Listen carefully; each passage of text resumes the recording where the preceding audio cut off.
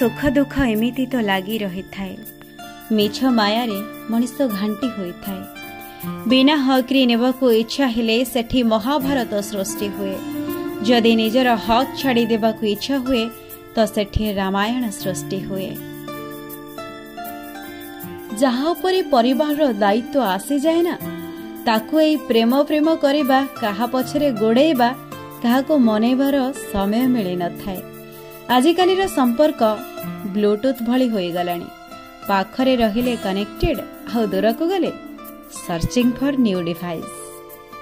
कथाटी केमिति लागिला टिके कमेंट करी जणैबे। आम चैनल को लाइक शेयर सब्सक्राइब निश्चिंत करिबे।